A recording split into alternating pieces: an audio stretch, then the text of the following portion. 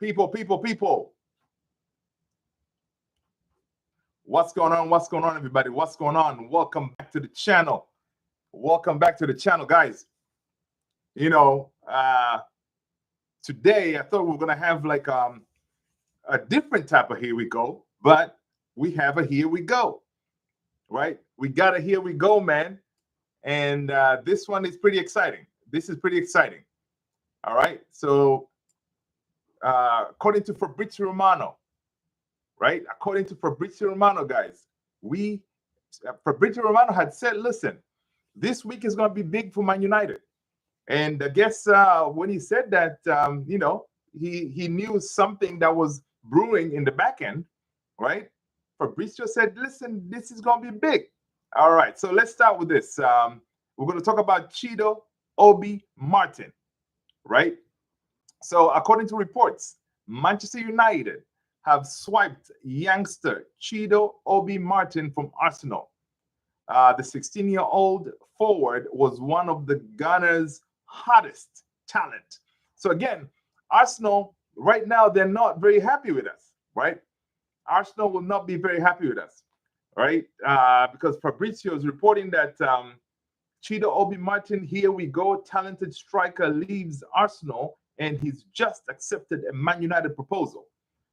Pathway key for Chido, who's turned down higher bids from Germany to sign for Manchester United. Project convinced the 2007-born talent to accept Man United. So, guys, listen, people, welcome. Smash a like as you're coming in. If you're new, for those folks on on YouTube, hit the subscribe. But listen, this is exciting times. Exciting times because it is Man United is showing that that we still have that pull, right? So this report continues to say, listen, Chido Obi Martin previously held transfer talks with United over a potential move and has now confirmed Old Trafford is where his future lies. This is according to Fabrizio Romano, guys. So again, if you're just joining in, smash a like. We have a here we go from Fabrizio Romano. I know it's not the here we go for Mazrui or Ugarte, but this is for the future. Man United, we are always planning for the future, and we just signed a very talented striker, right? A very talented striker in Chido Obi Martin has chosen Manchester United. He had other choices from all over the world, bids from Germany. They offered more money, but you know what? He said, nah, I'm going to Man United, right? So Fabrizio continues saying, listen, Chido Obi Martin to Man United, here we go. The striker just accepted Man United proposal. Key was the pathway for Chido, who turned down higher bids. Pathway meaning that to get to that first team, right? Arsenal offered the youngster a place in the under-18 squad with a chance to play for the under-21, where when possible, right? So they say you can join the under-18, or you can join the under-21 whenever it's possible, right? But listen, the prolific striker wanted to head straight into the under-21 squad. And Obi Martin, who has scored, listen to this, Obi Martin had scored 29 goals in just 17 league matches for Arsenal under 18 last season. Listen, that is a lot of goals. 29 goals for 17 games. Come on, man. Right? So in February, he made headlines for netting 10 times in a single game for the Gunners under 16. This was against Liverpool. Listen. I'm excited, man. I'm excited for this kid. And apparently, according to reports, is one of the people that really kind of convinced them to make that the official move, the tipping point that said, you know what, I have to sign. Listen, he met with Ruud van Nistelrooy, right? So Ruud van Nistelrooy had a chat with him and said, listen, kid, Man United, this is where you want to be, right? Man United is where you want to be because we have a track record.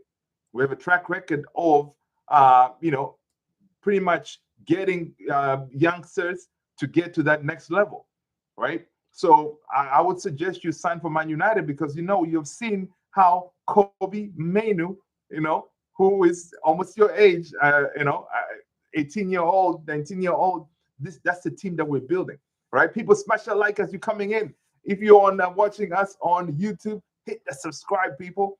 Listen, I'm doing a double duty here. I appreciate you all being here, hanging out with your boy.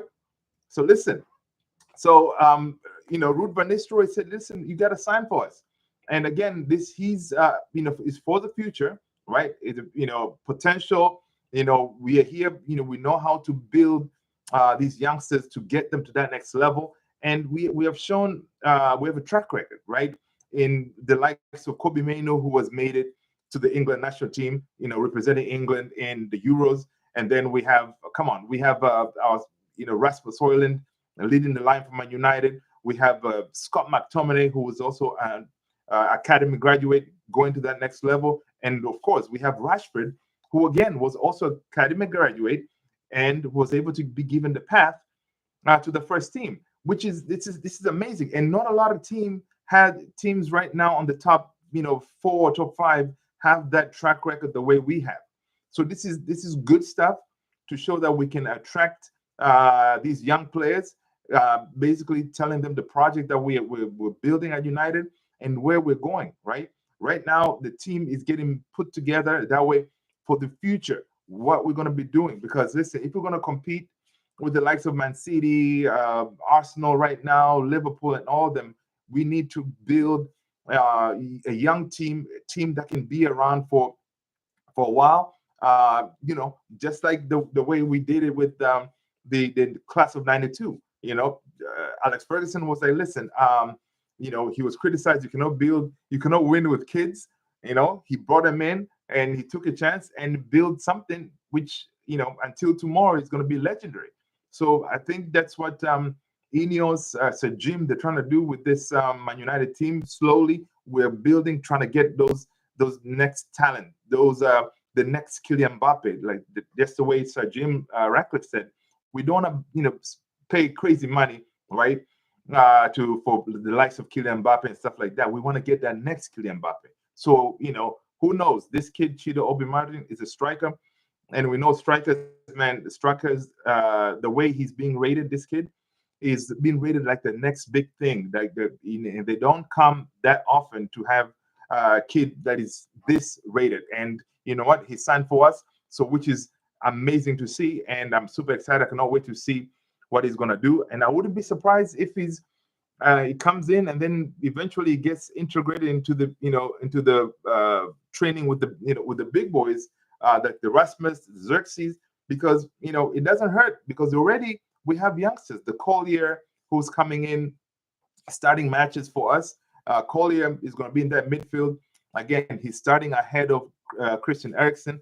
And Collier, Ten Hag has a track record also of bringing all these youngsters into the first team, right? Ten Hag has a number of players that he gave them their debuts. So this is good to see.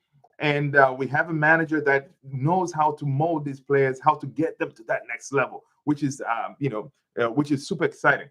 And again, Collier, we saw him starting in front of Christian Eriksen because Ten Hag had told him, like when we won the FA Cup, you saw him, like he kind of gave him, like he hold him by the shoulder and said, "Look, I want you to take this in, because next time when we're here in the finals lifting a trophy, I want you to be here." Who else did he do that to? I'll wait. Kobe Mainu, man, right? Kobe Mainu, before he gave him his debut, he said, Kobe Mainu, he did the same thing. Listen, next time we're in the finals, I want you to be here. And Kobe Mainu, listen, he debuted for the first team, killed it, right? So again, I'm hoping that this season, Collier, he's going to play a huge part, in that midfield. And so far from the games that we've seen, he has what it takes really to contribute in that defensive midfielder position, because obviously, we're going to bring in hopefully the likes of Ugarte. Hopefully, we're going to bring in, I don't know, maybe Rabio, we may bring in Amrabat, but still we will need that youngster, that the next level talent that can kind of take us to to the future, right?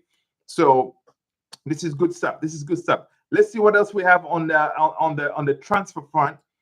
We thought today we may hear something with regards to here we go when it comes to Mazrui to Man United, but we haven't heard that yet. According to reports, is basically Mazrui, deal on his end, and Bayern Munich. That is all sorted. He's ready to go. The only issue that we're waiting for right now is Mr. Aaron Wan-Bissaka, who is kind of in the final stages of agreeing deal with West Ham, right? And as soon as that is done, basically Wan-Bissaka will be heading the other side to West Ham, um, and then once he exits, Mr.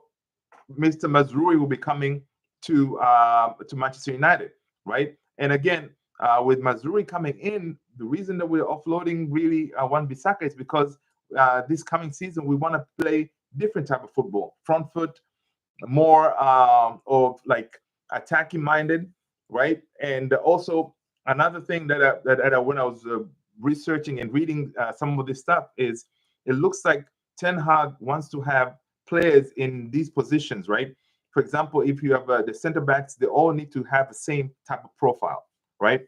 What do I mean by that? Profile means that, listen, with the right back position, you have Diogo Dalot, who's very good going forward, inverting into the midfield, putting in crosses, that kind of situation, right? So Ten Hag now, it looks like he wants to have a similar backup of a player that even if the Diogo Dalot it gets substituted, the other player coming in, they're going to play the same way, right?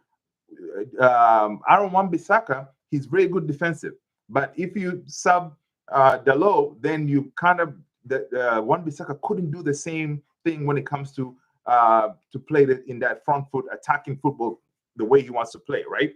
People smash a like as you're coming in. If you're watching on YouTube, hit the subscribe, people, right? So I think that's what Ten Hag is trying to do. That's why he's going for Mazrui, and Mazrui can do that for him because he's good going forward, inverting in the midfield, joining that attack because he wants us to play front foot football, right? And yes, he's also okay in defending, but he's not when it comes to if you need someone to lock somebody down. Wan-Bissaka is your guy, but again, he's only like he is good at one type of task. Ten Hag wants players that they can play multi-position and also can do more than one task, right? They can defend, attack, play in midfield. Mazrui, I find that's so something that he can also play left back as well. So they can play in different positions, and I believe that is why we're going for him. And I think he's going to be a good addition for us coming in. And of course, with Wan-Bissaka going to West Ham, come on, he's going to be, they play more defensive, so he's going to be a hit as well. Again, we thank Aaron Wan-Bissaka because listen, he's only leaving not because he's a bad player. He has really improved his game in the last a couple of seasons, honestly. But going forward, we're playing different, so we had to let him go. You guys, let me know, what do you think about Wan-Bissaka leaving? Do you agree with Ten Hag offloading him, or you want Wan-Bissaka to stay? From what I've been reading online, man, I didn't know Wan-Bissaka has a lot of fans. A lot of people they're like, listen, this is not a good move. This could be a mistake because now we are bringing in a player in Mazrui who is quote unquote injury prone, right? We're bringing a quote unquote injury prone player, but we got to think about it this way. Obviously, Ineos, Barada, the whole team, right? They know what they're doing, right? And I trust them because for once we have footballing people making footballing decision at our club, which is, come on, this is good stuff for us. We have never had this before. So that being said, obviously they have evaluated the injury situation for him, right?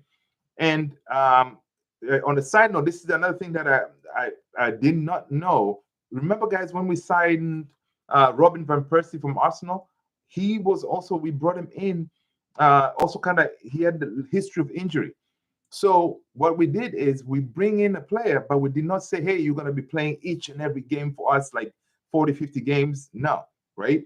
We bring in a player to provide that coverage, right? So even Mazrui coming in, of course, Dalot is going to be the starter in that right back position. So Mazrui is going to be that coverage. So he's not going to be playing a whole bunch of games, but he's going to come in with Ineos and the whole team knowing that, hey, this player, we got to manage him, right? We got to manage his game time, minutes, and all this stuff. That way, he doesn't get injured, right?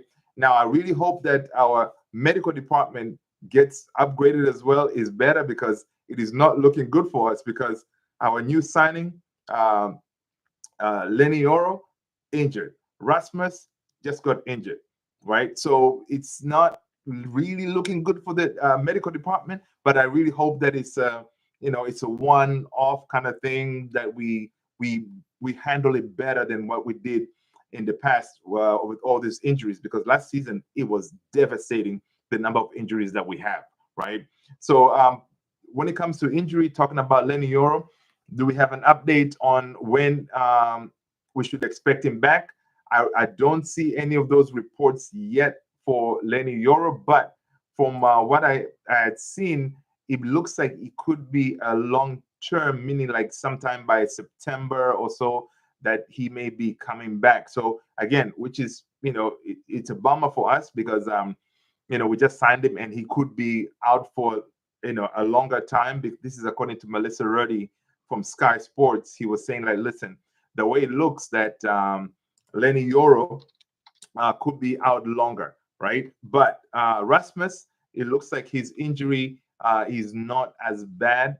It could be just a tweak. So we may see Rasmus Højlund back sooner than Lenny Yoro, right? So let's keep our fingers crossed. But also that also should bring something on the forefront for the Ineos team, that, hey, we are only one injury away from Maguire starting with Lisandro Martinez, right? Or it could be like, say, a couple of injuries. Next thing you're seeing Maguire and Lindelof. We don't want that. Okay, we don't want that. So I hope that with potential that Lindelof could be offloaded, right? Then if Lindelof gets offloaded, then we can bring in Matthias de Ligt, who basically, our agreement, like our meaning Man United's agreement with Matthias de Ligt is in the books. That is done, no issue. The only thing is now is to agree on the fee. Bayern, they were insisting on that 50 million price tag up front, which is not going to happen, of course, right? United, we're not going to chuck all that money up front, because we want to break the fee down. That way, we can use that money somewhere else, right? So, but again, the lid is ours. We just need to finalize the price, and that deal could be sorted. He could be on his way, so long as somebody leaves in that center defense. And it's definitely not going to be Maguire, guys. If you were thinking it's Maguire, no, it's not Maguire, because according to Melissa Reddy again from Sky, he said, listen, Maguire was given assurances, quote unquote, with Ineos and that sporting department, that, hey, Maguire, you're part of our plans going forward. So he's here to stay, right? So Maguire is going to be there. So most likely it's going to be Lindelof, and the way it looks, it's going to be maybe one of the Turkish sides. I don't know if it's Fenerbahce or Besiktas, one of them. They're looking the team that Mourinho is at, right? They're looking for Lindelof. So hopefully, if he goes, then you know what? We will be bringing in Matthias de Ligt, which is good, right?